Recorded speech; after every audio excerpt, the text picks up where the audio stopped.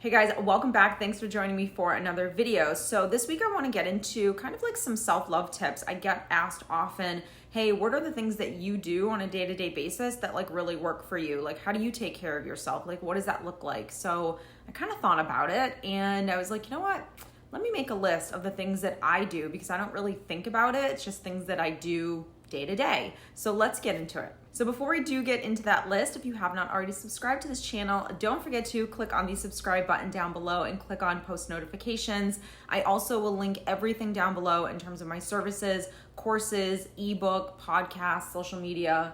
I think that's it. So everything is linked down below if you want to go check that out. So let's get into how to take better care of ourselves. Okay, so the first thing that I try to do every single day is I try to practice not believing everything that I think. The reason why this is a practice is because we're human beings and we fall asleep to what it is that we think sometimes. And all of a sudden, you could be having a perfectly lovely day and you are knee deep in stress and worry and fear and anxiety and panic. And you have no idea how you went from 0 to 60. So the ability to not believe everything that I think allows me to stop the minute I can spot something that I am thinking that is making me feel uncomfortable, stressed, worried, etc., and begin to choose another path that I want to go down. So if I don't have this practice, then every time I think something, I'm going to believe that it's my thoughts that I created and I'm going to feed them. And those thoughts are going to take me in a multitude of places that are not good for me. The next thing is I, on a day-to-day basis, try, and life goes really fast some days, and when you're a parent, it goes even faster, and you have a multitude of things and businesses and work and family and kids and responsibilities, etc., that you have to do on a day-to-day basis. But for the most part, every day, you should be giving yourself some time to yourself. Now, the days where you can't, the days where you know it's been 3 or 4 days and you've been slammed at work or you've had so much responsibility put on you, on that 4th day, on that 5th day, whenever you can actually come up to breathe and now you have all of the stress that you have been through over the last few days, all the responsibility, all of the tiredness. Now it's your job to kind of like clean up the mess. So you don't want to be cleaning up messes all the time throughout your life, because going through these like ebbs and flows of like, okay, I have all this responsibility and okay, I'm dipping down because I'm absolutely exhausted. Like, you don't want to feel that. So if you can take care of yourself every single day, that is absolutely essential. Now, every single day, you're going to need something different. And so I always call this your emergency kit list. There should be things on this list that you do that you may not be able to do every single day, but they are the things that help you to kind of like center yourself. Whether it's meditating, and I meditate, whether it's acupuncture, which I do that, which also allows me to meditate while I'm doing it, whether it's working out, whether it's going for a walk, whether it's taking a nap, whether it's writing in a journal, whether it's listening to something positive and motivating. It's a matter of like you understanding who you are and the things that you enjoy doing that kind of like free you, either distress you or free you or connect with basically what it is that you crave inside, whether it's solitude, whether it's nature, whether it's music, etc. So making sure every single day that you cut out time, I don't care how much time it is, 5 minutes, 10 minutes, 20 minutes, an hour, whatever, to really be with yourself and do things that really foster a good sense of self and really keep that connection going. That essentially proves and means that you love yourself enough to take care of yourself and you know how to do it. So I think the big thing with that is making sure that you understand what it is that you need today. Not every day do you feel like you need to go run 3 miles. Not every day do you need to be in nature. So it's really about kind of sitting there for a second and getting really in tune with yourself to say, okay, well, what do I need today that will make me feel good? The next thing that I try to practice and give myself every single day is validation. Validation is something that everyone needs, and it's something that only you can really give yourself. Now, if you're coming from a lot of lack, a lot of insecurity, a lot of codependency, you are not validating yourself and you actually look for that on the outside. So you require people to tell you who you are and to validate you. Now, validation is basically the ability to accept and acknowledge how you feel. Now, remember what I just said. I don't believe everything that I think. Thinking is different than feeling. So if I feel tired, if I feel stressed, if I feel worried, I want to first validate that feeling, that it's perfectly fine to feel that, but then I also want to know, why am I feeling that, and really understand what are these stories that I'm cultivating that make me feel tired, make me feel scared, make me feel worried, make me feel stressed. The goal of validating yourself is so you can start to understand yourself a little better, and that there are multiple sides of ourselves. Not that we have multiple personalities, but we have different sides of ourselves. We have our mental side, we have our emotional side. And so sometimes when we feel certain things, yes, it's based on stories, but it's stories that part of you was kind of cultivating and telling yourself that made you all of a sudden feel stressed. So what you want to do is start to understand, what is going on inside of me? Why do I feel this way? Validating it, and then being able to kind of like not just change the story, but understand, is the story real, or is this just a story that my mind cultivated that isn't real? And then deciding which direction you want to go in. Now we're really talking about self-parenting. But validation is huge, and I think sometimes people kind of like overlook it because it's not something that we've ever been programmed to think is important, but it's something that we all need. When we're having a discussion with anyone, the worst feelings in the world is when someone makes you feel like what you're feeling is wrong or bad or not right, or I shouldn't feel that way, or that's ridiculous, why do you still feel that way? When someone says those things to us, it breaks us, it hurts us so deeply, because all we want to do in that moment is feel understood. And the same thing goes for you. You will never be able to move through feelings, to move through a place in your life where you are, where perhaps maybe you're kind of stuck, or you don't understand why I keep feeling the same thing over and over again, unless you first start validating your feelings.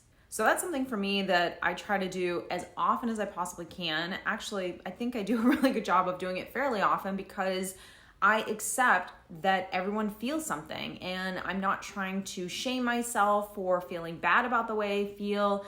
I feel it, and the more I can accept it, the more it actually just kind of like moves through me. And it's the same thing when you're having discussions with other people. The more you can validate someone else's feelings, the more you can avoid conflict, avoid disagreement, because you're coming down to their level to try and understand why they could possibly feel the way that they do. And when you do that, you allow yourself to actually connect with another person versus letting your ego come forward that is just filled with judgment and shame and guilt, and it doesn't want to acknowledge what it is that the person's actually feeling inside, perhaps because the situation has to do with you. So something that is a really good self-love practice is stop comparing yourself to other people, and stop comparing yourself to where you want to be. So it's fine to have goals, it's fine to want things, but make sure that you don't feel bad about yourself because you don't have those things right now. And maybe Susie down the street has them, and she's had them forever, and you're struggling to get them.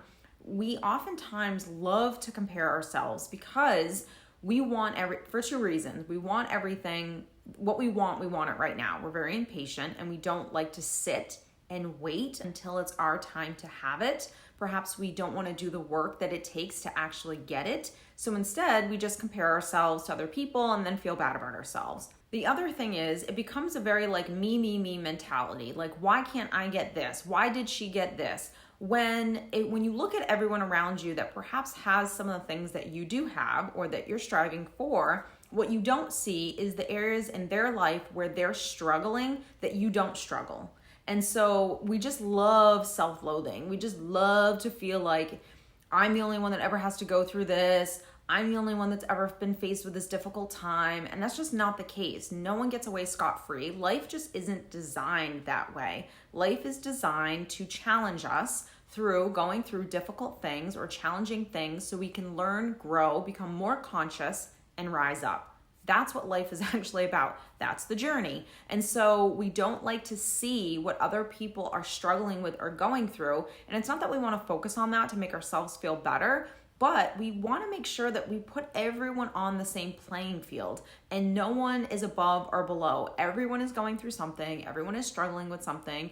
The people that you see that have the perfect life are just either capable of masking their true feelings so they can project that perfect life onto others, which chances are they probably have some kind of narcissistic traits, or they're so detached from reality that they can't really go there themselves because they don't know how to feel what they're feeling, which is disappointment or fear or stress or whatever. So the other thing with kind of that comparison, it's not just you with other people, it's also you comparing yourself to like where you should be at this point in your life. There's a lot of shoulds that go around, and it really makes us feel bad about ourselves. And I know for me, whenever I'm setting a goal and I start to hit that point of frustration, whether I'm trying to manifest something and it's taking like a lot longer than I think it should be taking, or it's testing me in a way that I've never been tested before, that's when I know what my blueprint is telling me is that I should have this right now. And when I really think about what it is that I want for myself, and if I'm really honest, and if you're really honest, you know that everything that you really want, you have right now. So when you understand that, then this higher goal, you realize what you're just chasing is just stuff. It's usually materialistic things. It's usually a feeling of being validated, feeling like, you know, I'm good enough. It's those types of things that you're actually chasing. Because the goals that you have, the representation of that goal, if you really go underneath that goal, what does that goal signify for you? And if you really go deep within yourself, you know that what it is those goals signify for you, you actually have right now. If you learn to cultivate it within yourself, if you learn to see your life for what it is and what you have, then you kind of start realizing just how simple life actually is and how our needs are very, very basic, and we make life really difficult by putting all this pressure on ourselves to achieve and have.